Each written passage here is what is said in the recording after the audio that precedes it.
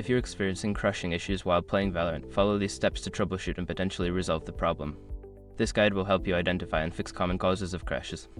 Step 1. Update your graphics drivers.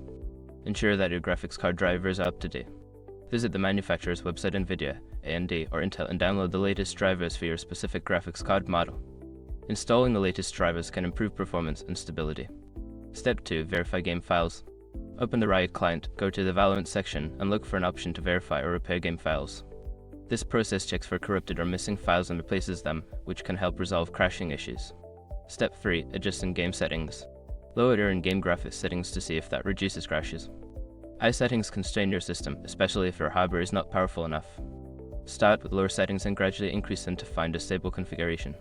Step 4. Disable background applications. Close any unnecessary applications running in the background while playing Valorant. Programs such as screen recorders, overlays, or other resource-heavy applications can interfere with game performance and lead to crashes. Step 5. Check system requirements. Ensure your PC meets the minimum system requirements for Valorant. If your hardware is below the recommended specifications, consider upgrading components or optimizing your system for better performance.